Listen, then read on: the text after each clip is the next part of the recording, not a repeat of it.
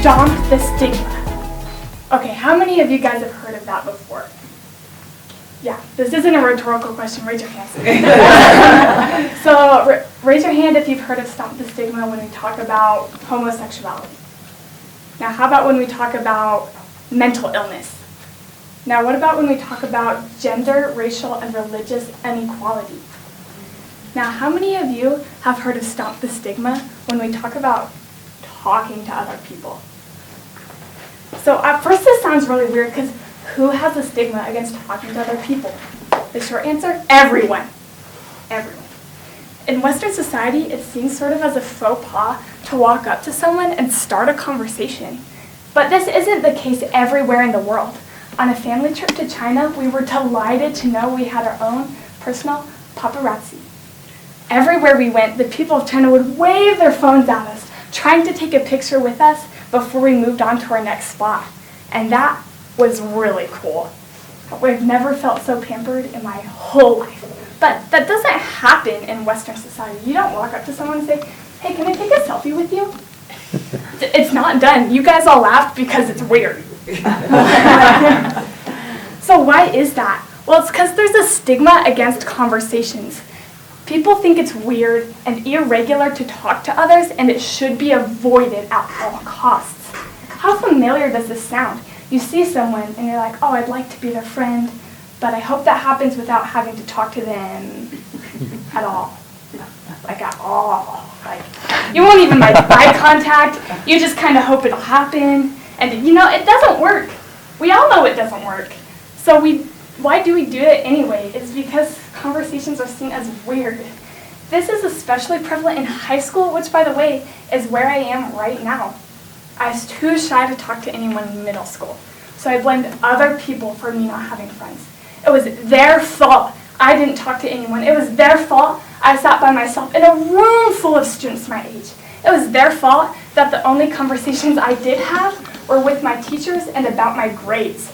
I had the classic blame the other person mindset, because no way was that responsibility on me. It was up to others how I felt in those social circumstances. So, after some lonely years in middle school, me not talking to anyone, I had an epiphany. I could be the one to start the conversation. I could be the one to sit next to somebody new and make a change in my life. I could be the one to get out of the sidelines and take charge of how I felt when I felt it. And that was amazing. I did it. I broke through that stigma that conversations are weird, and I sat next to someone. Our conversation was very brief, with minimal eye contact. But I did it, and I was very proud of myself.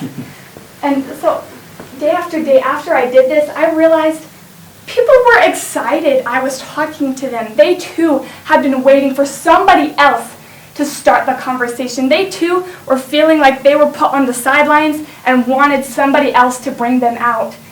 I realized that the stigma that talking to others was weird was purely in my head. No one was judging me for talking to people who weren't my closest friends.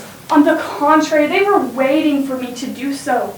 I promise you that when you talk to others, they'll open up, and you might find yourself having a great time with a new friend. Now, don't get me wrong, not everyone will open up, and not everyone has to. If you're someone who's perfectly content sitting in a corner, observing others' conversations, that's great.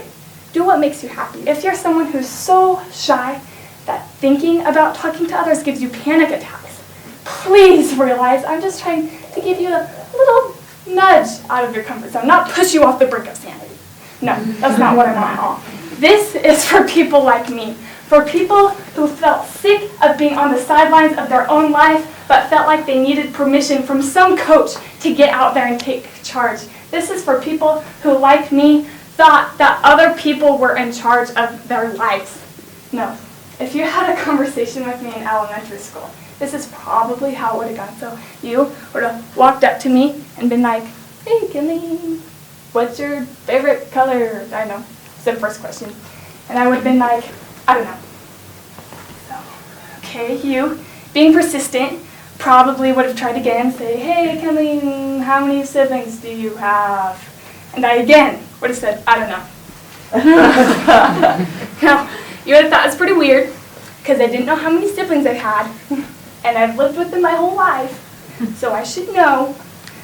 But I wouldn't open up. It would become apparent to you that I knew nothing about myself. I wouldn't tell you what I liked. I wouldn't tell you any of my hobbies. I wouldn't tell you anything personal. And at least I was willing to pretend like I didn't know anything about myself to stop from opening up. And part of that was because I felt like I was being pitied. I felt like others were talking to me just to be nice. And I hated it. And after I started talking to others, I realized that yes, conversations are incredibly nice. It's nice to have a conversation with someone new. But that's not the only reason people talk to each other. It's human nature to be curious about those around us. It's human nature to want to know more about our environment because it's a survival instinct. And since we surround ourselves with hundreds of people each day, naturally that includes knowing more about each other. We need to feed each other's curiosity so we can learn more about each other and be happier people.